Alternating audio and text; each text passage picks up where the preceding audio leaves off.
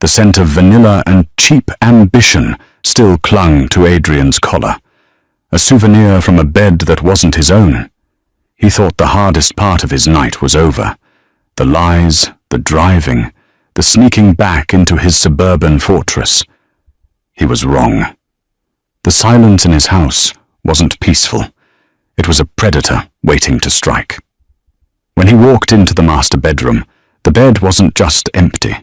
It was perfectly, terrifyingly made. And there, under the cold glow of the vanity light, sat the only two things his wife had left behind: a pair of diamond earrings he thought she loved, and a letter that would dismantle his entire existence.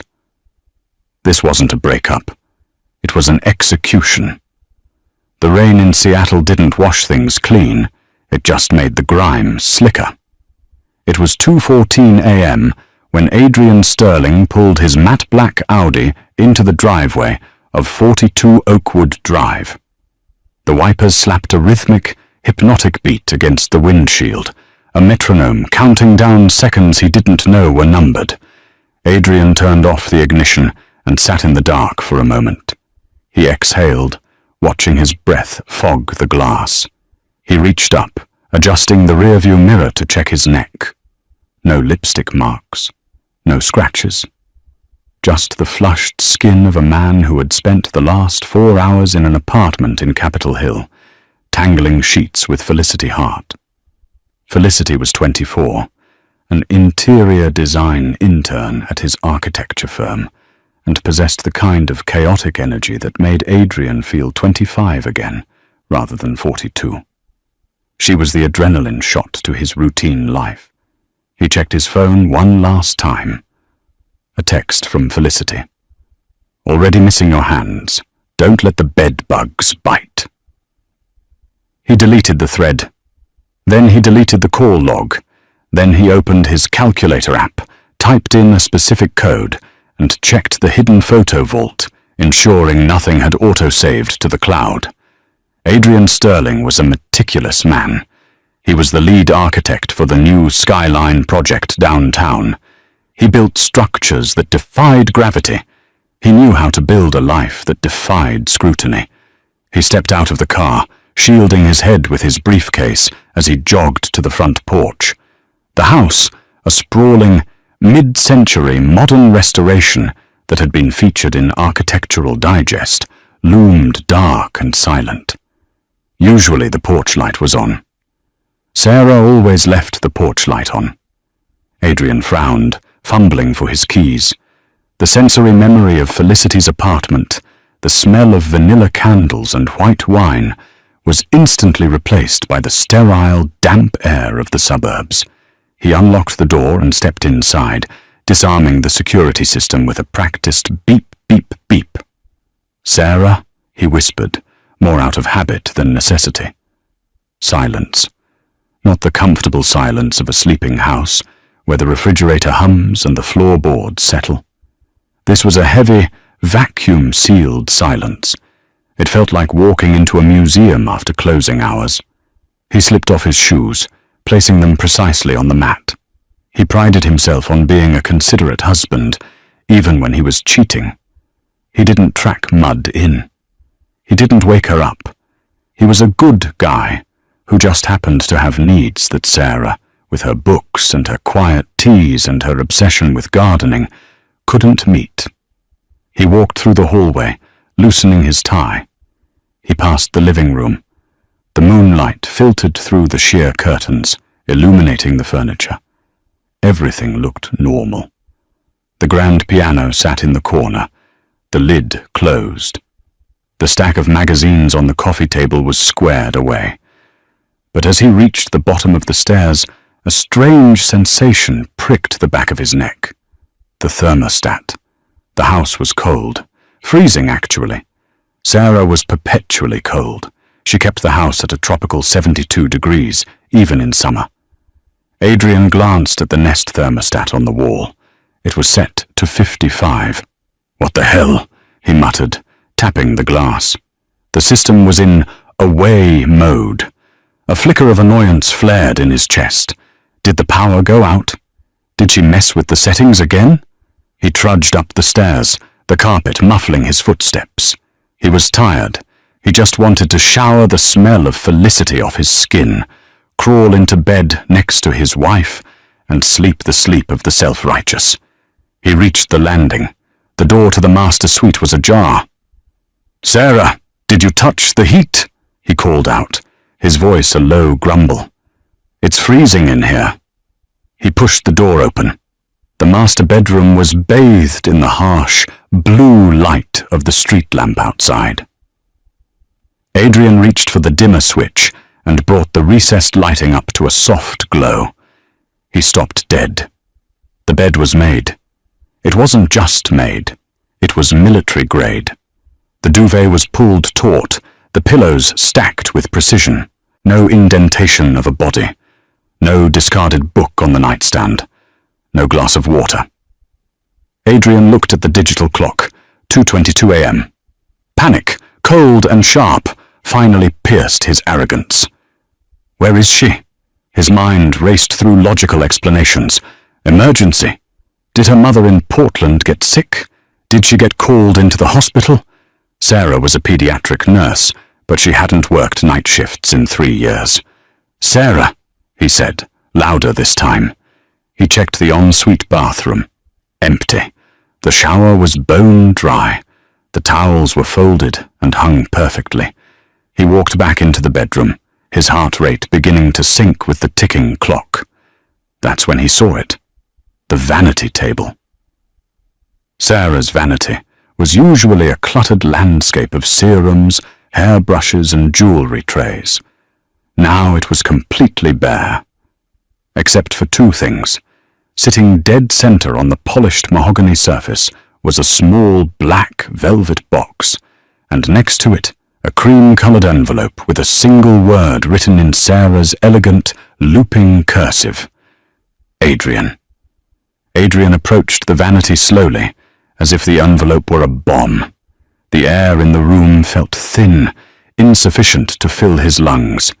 He looked at the black velvet box first. He didn't need to open it to know what it was, but he did anyway. He flipped the lid. Inside, nesting in white satin, lay the diamond teardrop earrings. A lump formed in his throat, tasting of bile. He had given those to Sarah 2 months ago for their 15th wedding anniversary. They had cost him $12,000. He remembered the dinner at the Pink Door, the way her eyes had welled up with tears when he put them on her. She had told him they were the most beautiful things she owned. She had told him he was the most generous man in the world. But looking at them now, glistening under the artificial light, Adrian felt a wave of nausea. Because there was a secret attached to those earrings. He hadn't bought them for Sarah, not originally. He had bought an identical pair for Felicity 3 months ago. Sarah had found the receipt in his jacket pocket, a rookie mistake. But Adrian, quick on his feet, had spun a masterful lie. He claimed he had bought them early for the anniversary and was hiding them at the office so she wouldn't peek. He had been forced to go back to the jeweler, buy a second pair to present to Sarah, and pretend the surprise had been ruined, but the gift was genuine. He thought he had dodged a bullet. He thought he was a genius. Now the earrings sat there like an accusation. "I know," they seemed to say. "I always knew." His hand trembled as he reached for the letter. The paper was heavy, expensive cardstock. Sarah never used cheap stationery. He tore the envelope open. There was no date. "Adrian, by the time you read this, I will be crossing state lines. Don't bother tracking my phone. I left it in the Uber that dropped me at the airport. It's probably circling downtown Seattle right now. You're probably confused. You're probably tired. I imagine you smell like vanilla. That's Felicity's signature scent, isn't it? Madagascar vanilla from Sephora. It's sweet. A little too sweet for a man of your age, but I suppose that's the point." Adrian's knees gave out. He sat heavily on the small ottoman in front of the vanity. The letter shook in his hands. You thought you were so clever, Adrian. The late nights at the firm, the emergency site visits, the second phone you keep taped under the bottom drawer of your desk in the study. Yes, I know about the phone. I know the passcode is your mother's birthday. 0412. I've known for 6 months, since the day you bought those earrings. Do you remember that day? You came home and told me you bought them for our anniversary. You looked me in the eye and lied with such ease, such practiced charm, that it actually broke my heart more than the cheating did. It made me realize that our entire marriage, the life I built around you, was just a structure you designed to house your ego. I didn't leave immediately because I'm not impulsive, Adrian. I'm a planner. You taught me that.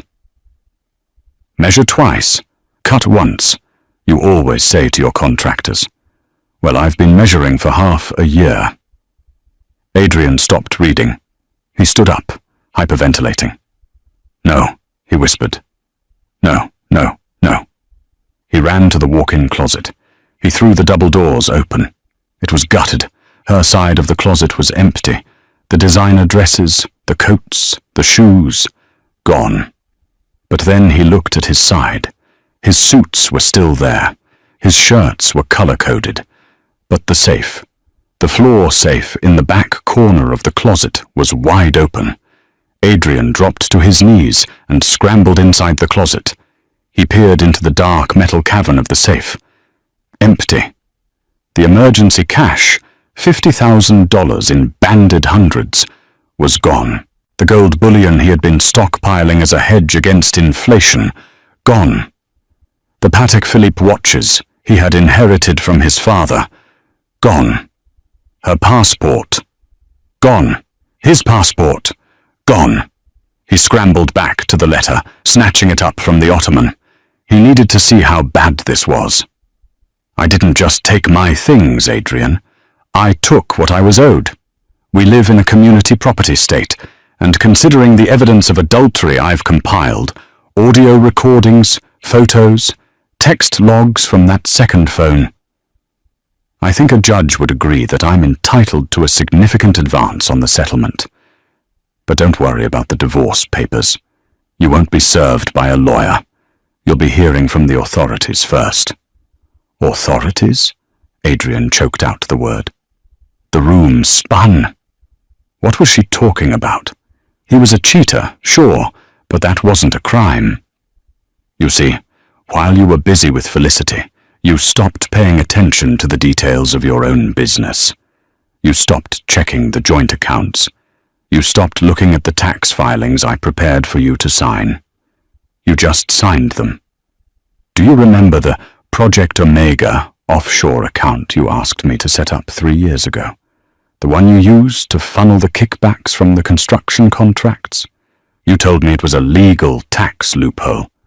I did some reading. It's not a loophole, Adrian. It's embezzlement and tax evasion. Federal crimes. I liquidated the account this morning. All of it. $2.4 million. Adrian felt the blood drain from his face, leaving him cold and clammy. But I didn't steal it. I wouldn't do that. I simply transferred it to the IRS in your name as a voluntary disclosure of past errors, along with a full confession letter signed by you. What? Adrian screamed, the sound tearing from his throat. Well, it looks like your signature. I've had 15 years to practice it.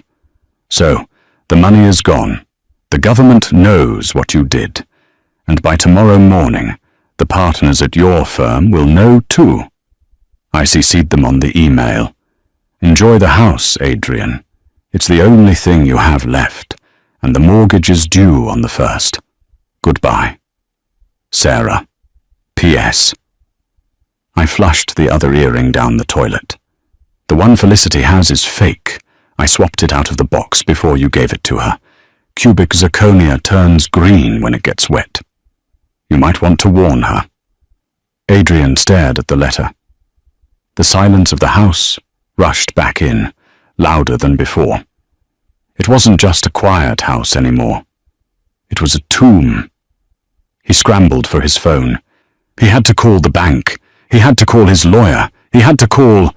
His phone buzzed in his hand. It wasn't Felicity. It was a notification from his home security app. Motion detected. Garage. Then, the sound of a car engine starting. Not his car. Adrian froze. Sarah said she was already crossing state lines. Sarah said she took an Uber. If Sarah was gone, who was in the garage? The sound of the engine in the garage wasn't a roar. It was a purr. A low, throaty rumble that vibrated through the floorboards of the master bedroom and straight into the soles of Adrian's feet. It was the sound of German engineering. It was the sound of his 1969 Porsche 911S. His Porsche. The one he had restored bolt by bolt over 5 years. The one he treated better than he treated his wife. Adrian scrambled off the floor, the letter crumpling in his fist.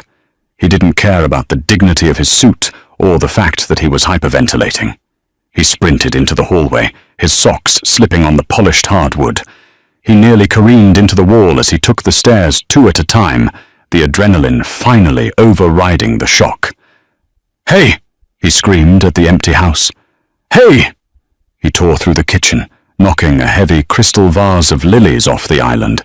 It shattered, sending water and glass skittering across the tiles. But Adrian didn't stop. He hit the door to the garage and threw it open. The garage was flooded with fluorescent light and the acrid, sweet smell of high-octane gasoline. The Porsche was already backing out. The garage door was fully raised, revealing the black void of the driveway and the misty Seattle night beyond. Adrian lunged for the driver's side door. "Stop! Stop the car!" The car braked hard, the tires chirping on the epoxy floor. Adrian grabbed the handle, ready to rip the thief out and beat him within an inch of his life. He wrenched the door open. "Get out!" Adrian roared. The driver turned to look at him slowly. It wasn't a thief in a ski mask. It wasn't the police. It was Ethan, Sarah's younger brother. Ethan was wearing a heavy wool pea coat and a mariner's baseball cap. He looked calm, almost bored. He didn't look like a man stealing a car. He looked like a man running an errand. "Ethan?" Adrian blinked, his brain failing to process the image. "What the hell are you doing? Get out of my car!" Ethan looked Adrian up and down, his eyes lingering on Adrian's disheveled tie and the frantic sweat beading on his forehead. "Your car?" Ethan asked, his voice flat. "I don't think so, Adrian." "I restored this car," Adrian spat, reaching in to grab Ethan's shoulder. "I paid for every part in this engine. Get out before I call the cops." Ethan didn't flinch. He simply held up a piece of paper in his left hand. It was a pink slip, a vehicle title.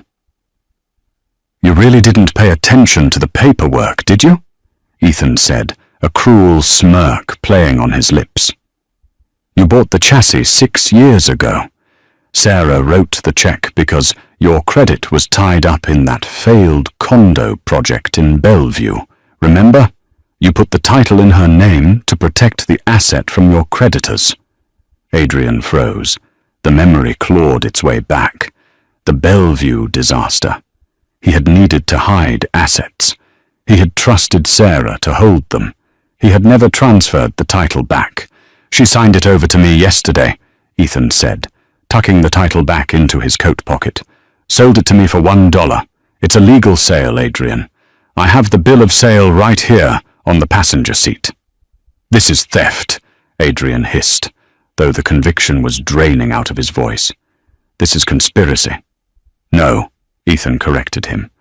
"This is karma." Ethan leaned closer, the smell of peppermint gum masking the gasoline fumes. "Sarah told me everything, Adrian.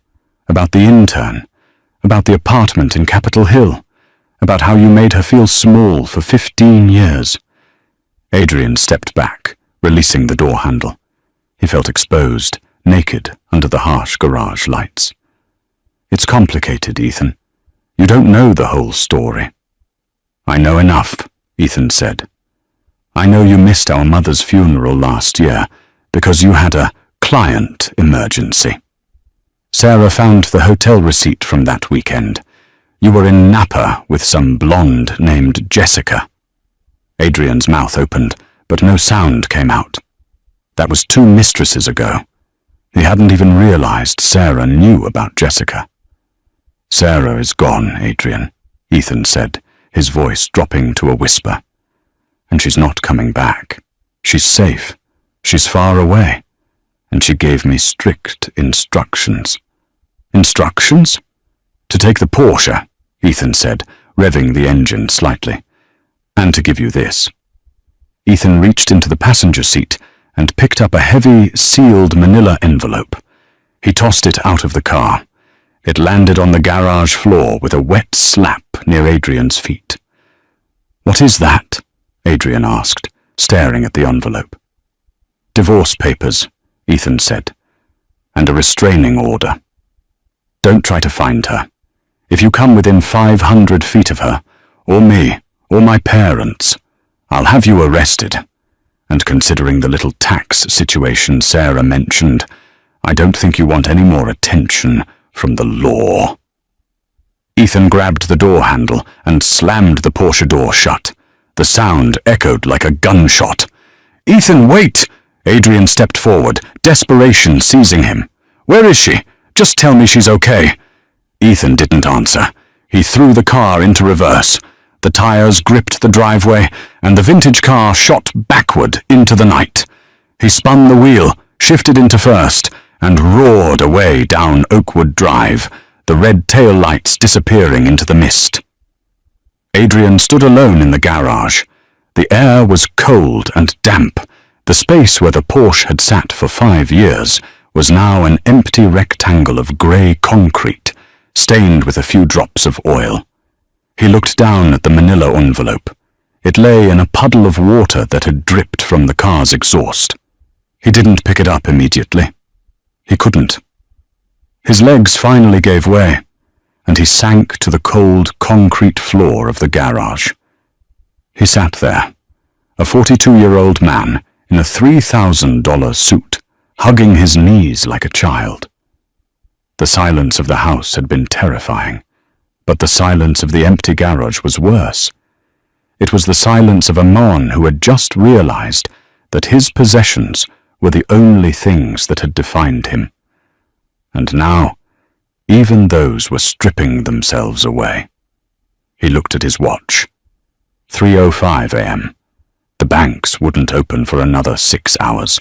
The firm wouldn't open for another 5. He was trapped in the longest night of his life. Adrian eventually crawled out of the garage. He locked the door, a pointless gesture considering the fortress had already been breached from the inside, and carried the damp manila envelope into the kitchen. He didn't open it. He threw it onto the marble island next to the shattered vase. He needed a drink. He went to the liquor cabinet in the living room. He reached for the bottle of Macallan 25, his prize possession, the bottle he saved for closing $1-million contracts. It was gone. The shelf wasn't empty, though. In its place stood a bottle of cheap grocery store brand vodka. Attached to the neck was a yellow sticky note. Budget cuts. S. Adrian let out a strangled, hysterical laugh. She had been thorough. My God, she had been thorough. He grabbed the cheap vodka, unscrewed the cap, and took a long pull straight from the bottle. It burned like gasoline, making his eyes water. But the burn grounded him. He needed to think. He needed to assess the damage. He carried the bottle into his home office. This was his sanctuary. Dark wood paneling, leather chairs, and his dual monitor setup where he designed skyscrapers. He sat in his Herman Miller chair and woke the computer. The blue light of the screens illuminated his face, casting deep shadows under his eyes. His hands trembled as he typed in his password. Access denied.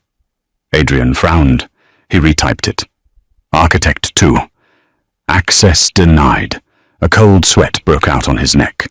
Sarah didn't know his computer password. He changed it every month. There was no way she could have locked him out of his own local machine. Unless... He looked at the webcam mounted on top of the monitor. The tiny green light was on. Someone was watching? No, it was worse. He realized he was trying to log into his work profile. The computer was connected to the firm's server. If his access had been revoked at the server level, he wouldn't be able to log in. He disconnected the Ethernet cable with a shaking hand. He restarted the computer in safe mode, bypassing the network login. The desktop appeared. He immediately opened a browser and connected to the Wi-Fi. He had to check the bank accounts. He went to the Wells Fargo portal. He typed in his username and password. Account locked due to suspicious activity. Please contact 1-800. He tried Chase. Same message. He tried American Express. Card cancelled. He slammed his fist onto the desk, rattling the keyboard. Damn it! She hadn't just taken the money. She had flagged the accounts. She must have triggered every fraud alert in the system before she left. She had frozen him out of his own life. He remembered the email, the one she said she sent to the partners. He opened his personal Gmail. His inbox was usually full of spam and newsletters. Tonight, it was ominously quiet. He went to the sent folder. There it was. Time-stamped 8 a.m. yesterday morning. A scheduled send.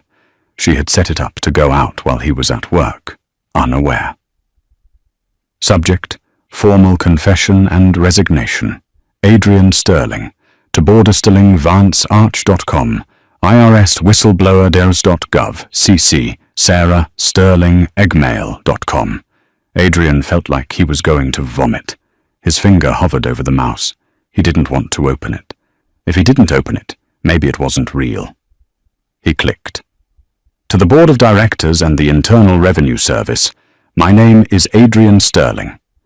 I am writing this to formally confess to a systematic embezzlement scheme I have been running through the Skyline project accounts over the past 36 months. Attached to this email, you will find a folder containing 1. PDF copies of the altered invoices from Omega Construction Supply, a shell company I created. 2. Bank transfer logs showing the movement of funds from the firm to my offshore account in the Caymans. 3. Audio recordings of myself instructing my contractor on how to inflate material costs to cover the difference. I take full responsibility for these actions. I am liquidating the offshore assets immediately to begin restitution to the IRS. I understand this ends my career. I am deeply sorry for the betrayal. Sincerely, Adrian Sterling. Adrian slumped back in his chair. The room spun. Audio recordings? He whispered. He clicked the attachment labeled Audio Evidence Dozo 1. MP3. His own voice filled the room, tinny and clear. Look, just bump the concrete order by 15%. Nobody checks the cubic yardage on the foundation pour. It's buried underground. Put the extra 50 grand in the Omega account by Friday. Adrian remembered that conversation. He had taken it in his car, in the Audi. Sarah must have bugged the car. He sat there for a long time, the silence of the room pressing in on him. He was done. It wasn't just a divorce. It wasn't just bankruptcy. This was prison. Federal prison. The amounts she was talking about, millions, carried mandatory minimum sentences. He looked at the clock. 4:45 a.m. The sun was beginning to grey the sky outside the window. He needed an ally. He needed someone on his side. He grabbed his phone. He hesitated, then dialed Felicity. He knew it was early, but he needed to hear her voice. He needed to know that someone still wanted him. He needed the fantasy, even if the reality was crumbling. The phone rang 4 times. Hello? Her voice was groggy, thick with sleep. Felicity, Adrian breathed, gripping the phone tight. It's me. Adrian. There was a rustling of sheets. It's 5 in the morning. What's wrong? Did you leave something?" "Everything is wrong," Adrian said, his voice cracking. "Sarah, she knows. She left. She took everything." There was a pause on the other end. "She knows. Like, about us?" "Yes. She emptied the house. She stole the money. Felicity, she destroyed me." He waited for the sympathy. He waited for her to say, "Come over," or "We'll get through this." Instead, there was a sharp intake of breath. "Wait," Felicity said, her voice changing. It wasn't sleepy anymore. It was sharp. "You said she took everything?" "Yes. The accounts, the cash."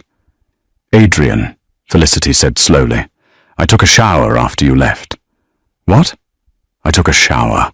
I wore the earrings, the diamond ones you gave me." Adrian closed his eyes. He knew what was coming. "They turned green, Adrian," Felicity spat. "The metal turned my earlobes green. And the diamonds, the steam made them fog up. Real diamonds don't fog up." "Felicity, listen. I took them out and looked at the back," she interrupted, her voice rising in pitch. "It says CZ'd stamped on the post, cubic zirconia." "I can explain," Adrian pleaded. "Sarah swapped them. She switched the boxes. I bought you real ones, I swear." "You bought me real ones?" Felicity laughed, a harsh, cruel sound. "Or did you give the real ones to your wife and give me the props? You cheap bastard." "No, Felicity, please, I'm in trouble. The firm, the IRS." "The IRS?" Felicity's voice went cold. "Adrian, if the IRS is involved, do not call me. Do not text me. I am an intern. I have a career to think about. I am not going down as an accessory to whatever mess you made." "Felicity, I love you." "You love yourself," she snapped. "And you don't even have good taste in jewelry. Don't call me again." Click. The line went dead. Adrian lowered the phone from his ear. He looked at the screen. The background wallpaper was a photo of him and Felicity in bed, laughing. He stared at it until the screen went black. He was completely alone. The sun finally broke over the horizon, casting a pale judgment light into the office. The dust motes danced in the air, swirling around him. Suddenly his phone buzzed again. He jumped, hope flaring in his chest. Felicity calling back? Sarah changing her mind? He looked at the caller ID. It wasn't a name. It was a number he recognized. It was the direct line to the senior partner of his firm, Marcus Vance. And then, a second buzz, a notification from his security app. Motion detected. Front porch. Adrian stood up and walked to the window. He peered through the blinds. A black sedan was parked at the curb. Two men in dark windbreakers were walking up the driveway. On the back of their jackets, in bold yellow letters, was a single acronym: FBI. Adrian looked at the cheap vodka bottle.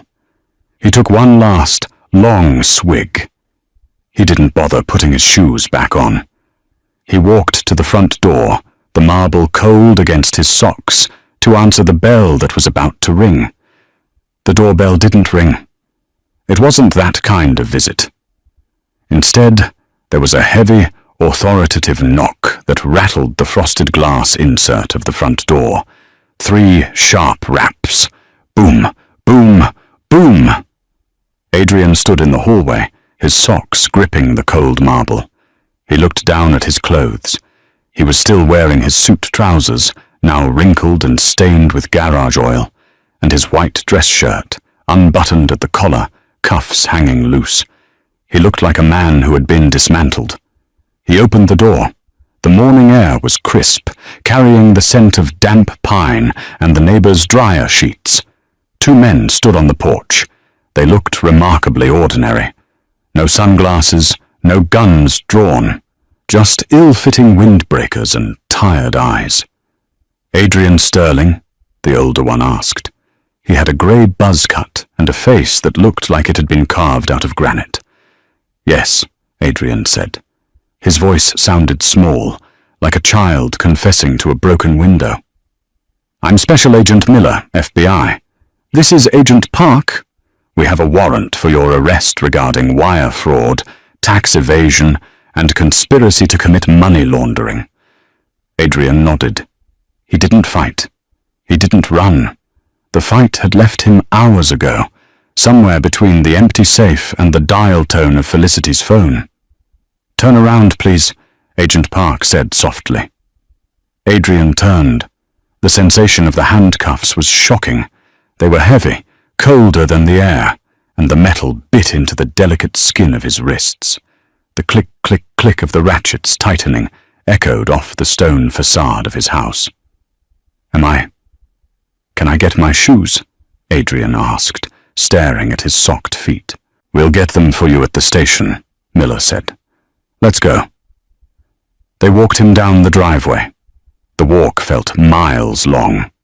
To his left, Mrs. Higgins, the 70-year-old widow who lived at number 44, was standing on her porch with her morning coffee. She was wearing a floral robe. She had always loved Sarah. Sarah had brought her soup when she had the flu. Sarah had helped her prune her hydrangeas. Mrs. Higgins locked eyes with Adrian. She didn't look confused. She didn't look scared. She looked at the handcuffs, then at Adrian's face, and she took a slow sip of her coffee. Her expression was one of grim satisfaction. She knew. Somehow, the whole world already knew. They guided him into the back of the sedan. The seat was hard plastic, molded for easy cleaning. There were no door handles on the inside. As the car pulled away, Adrian turned his head to look at his house one last time. The morning sun was hitting the large bay windows, the windows he had designed to capture the perfect amount of natural light. It was a beautiful structure, a masterpiece of modern architecture. But without Sarah, it was just a pile of wood and glass, and now it was a crime scene. The interrogation room. The room was smaller than his walk-in closet. It smelled of stale coffee and industrial cleaner. There was a metal table bolted to the floor and a two-way mirror that hummed with a low electric buzz. Adrian sat on the metal chair, his hands cuffed to a metal loop in the table. He had been there for 3 hours. He hadn't said a word. The door opened. Agent Miller walked in, carrying a thick binder. He dropped it onto the table with a thud that made Adrian flinch. "You have the right to an attorney," Miller said, sitting down. "You know the drill. You want to wait for a public defender. Because your assets are frozen, Mr. Sterling. You can't afford private counsel right now." I want to talk," Adrian whispered. "I want to explain." "Explain what?" Miller opened the binder. He flipped through pages of bank statements, emails, and photos. "Explain how Omega Construction billed your firm for 300 tons of steel that never existed? Or explain why the IP address used to transfer the funds matches the Wi-Fi at a luxury apartment in Capitol Hill leased to a Ms. Felicity Hart?" Adrian closed his eyes. Sarah hadn't just given them the offshore account. She had given them Felicity too. "Your wife," Miller said, his voice taking on a conversational tone, "is a very organized woman, Adrian. I've been doing this for 20 years, and I have never seen a whistleblower package this complete. She categorized the evidence by fiscal quarter. She even used color-coded sticky notes." Miller slid a photo across the table. It was a picture of Adrian and Felicity at a restaurant in Vancouver taken 6 months ago. They were holding hands across the table.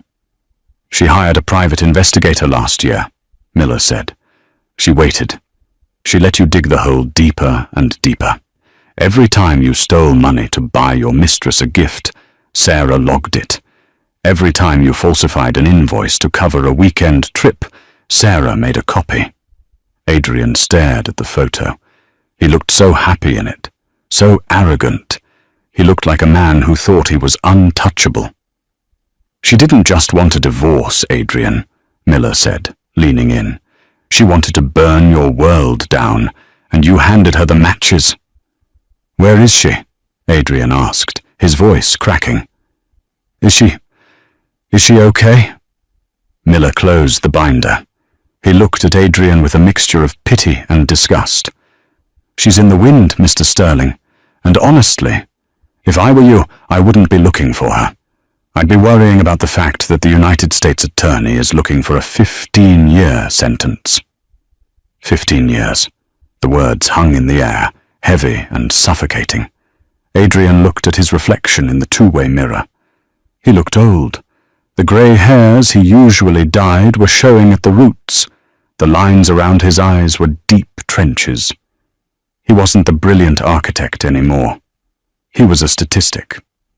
3 months later, the King County Correctional Facility was nothing like the buildings Adrian designed. There was no natural light. There were no open concepts. It was a brutalist nightmare of concrete, fluorescent buzzing, and the smell of hundreds of men living in close quarters, a cocktail of sweat, bleach, and despair. Adrian sat on the edge of his bunk. His orange jumpsuit was 2 sizes too big. He had lost 20 pounds. The food was inedible, a grey slop that tasted of salt and preservatives. But that wasn't why he wasn't eating. It was the shame. It was a physical weight in his stomach, a stone that he swallowed every morning and couldn't digest. "Sterling! Legal!" a guard shouted, banging a baton against the bars. Adrian stood up slowly. He shuffled to the cell door, presenting his wrists for the cuffs through the slot. He was used to the routine now. The humiliation had become mundane. He was led down a long, echoing corridor to the visitation rooms. He sat behind a thick plexiglass shield. On the other side sat a man he had met only 3 times. David Klein, his court-appointed public defender. Klein was young, harried, and wore a suit that looked like it had been slept in. He wasn't the high-powered shark Adrian would have hired in his previous life. He was just a guy trying to clear his caseload. "Good morning, Adrian," Klein said, opening his briefcase. He didn't smile. There was nothing to smile about. "What's the news, David?" Adrian asked. He picked up the black telephone receiver. It was greasy against his ear. "The DA isn't budging on the plea," Klein said, shuffling papers. "They have everything. The audio tapes were the nail in the coffin. The jury will hear your voice directing the fraud. It's indefensible. So, what's the offer?" 8 years, Klein said. "Minimum security if you're lucky. But with the amount of money involved, over 2 million, they want restitution. They're seizing everything. The house, the cars, the 401k. "The house is already gone," Adrian muttered. The bank had foreclosed last month. He had heard about it from a guard who saw it on the news. "Scandal house for sale," the headline had read. "There is one other thing," Klein said. He pulled a separate envelope out of his briefcase. It wasn't a legal document. It was a thick, cream-colored envelope. Adrian's heart stopped. He knew that stationery. "This came to my office yesterday," Klein said. "Addressed to you, care of me. It's from a lawyer in Zurich." "Zurich?" Adrian frowned. "Open it." Klein slid the envelope through the narrow slot at the bottom of the glass. Adrian's hands trembled as he picked it up. He tore the seal. Inside was a single photograph and a typed note. The photograph was of Sarah. She was sitting at a cafe table. In the background, snow-capped mountains rose against a piercing blue sky. The Swiss Alps. She was wearing a thick white coat he had never seen before. Her hair was cut short, a stylish bob that framed her face. She wasn't wearing her wedding ring. She was smiling. Not the polite, tight-lipped smile she had worn for the last 5 years of their marriage. This was a genuine smile. Her eyes were crinkled at the corners. She looked 5 years younger. She looked free. Adrian flipped the photo over. On the back, In her familiar script was a date. 2 weeks ago. He unfolded the note. Adrian, my lawyer tells me you're looking at 8 years. By the time you get out, you'll be 50. A difficult age to start over, but not impossible. I wanted you to see this photo. Not to be cruel, but to show you what you bought me. You see, I didn't give the IRS all the money. Adrian stopped reading. His breath hitched. The Project Omega account had $2.4 million. I sent the IRS $2 million, the remaining $400,000. I kept it. Consider it my consulting fee for managing your books all these years, or perhaps consider it the price of the earrings you never gave me. I'm in Europe now. I've always wanted to live near the mountains. You hated the cold, remember? You always wanted the heat, the beach, the younger women. I hope Felicity visits you, though I heard she was fired from the firm the day after your arrest. I also heard she's dating a 25-year-old tech promoter in Bellevue now. Life moves fast, doesn't it? Don't look for me. I'm not Sarah Sterling anymore. I went back to my maiden name, and then I changed that too. Goodbye, Adrian. S. Adrian lowered the letter. A laugh bubbled up in his chest, a dark, jagged thing. She had played him. She had played the FBI. She had played everyone. She had kept a nest egg, just enough to start a new life, and she had framed it so perfectly that no one would ever look for it. She was the architect now. She had designed the perfect exit. Adrian?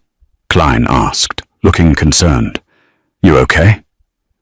Adrian looked at the photo of his wife one last time. The woman he had ignored, the woman he had underestimated, the woman he had cheated on because he thought she was boring. She was the smartest person he had ever met. I'm fine, Adrian said, his voice hollow. I'm just realizing something. What's that? That I deserve this, Adrian said. He placed the photo face down on the metal ledge.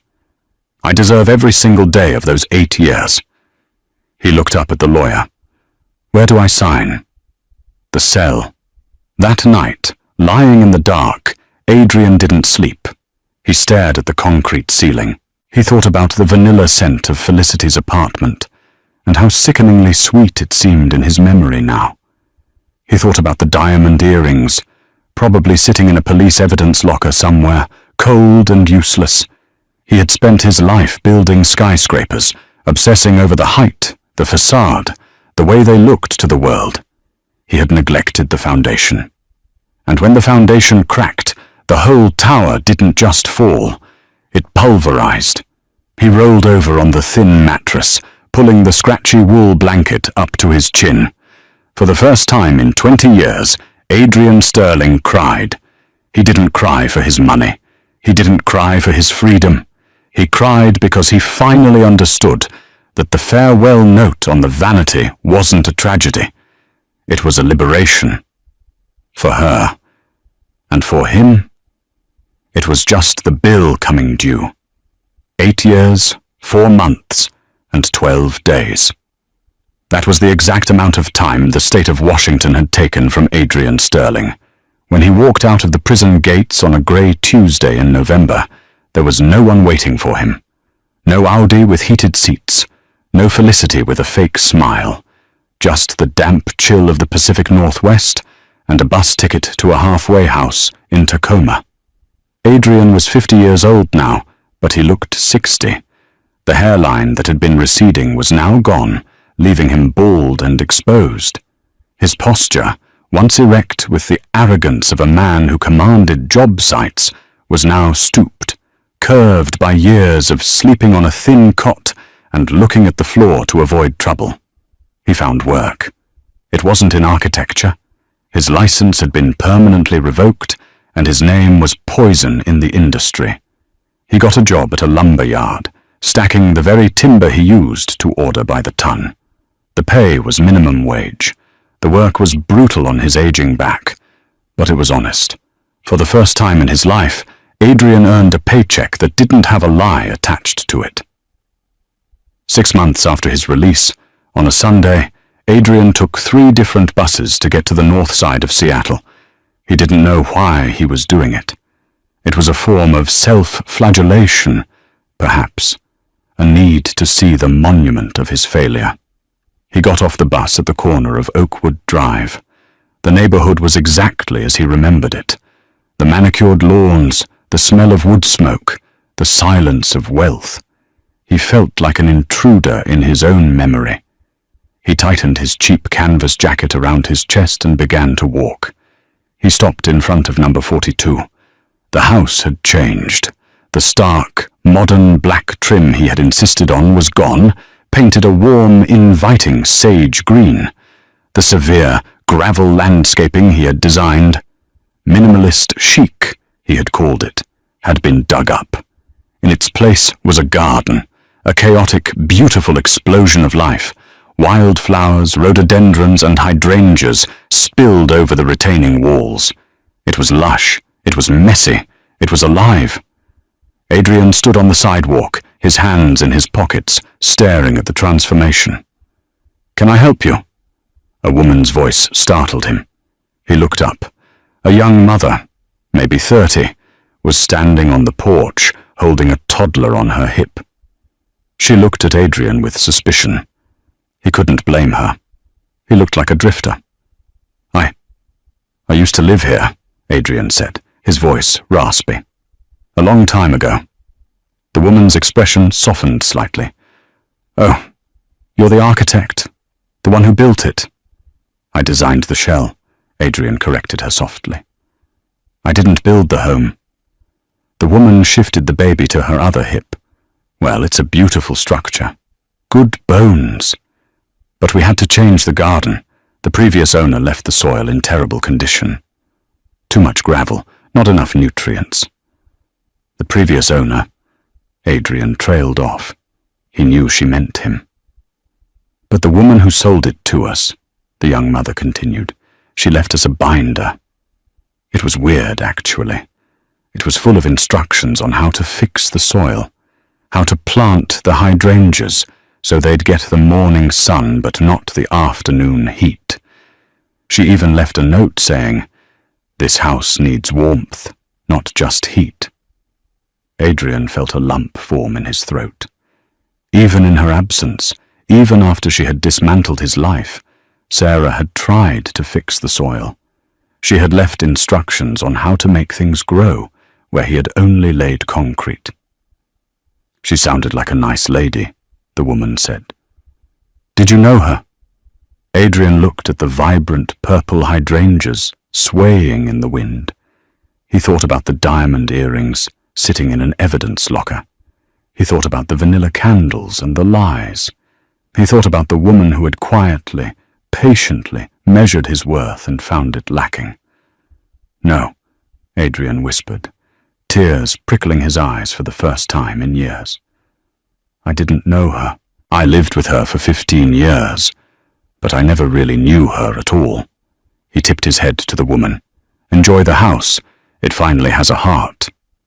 Adrian turned and walked away. He didn't look back. The rain began to fall, a cold, cleansing drizzle.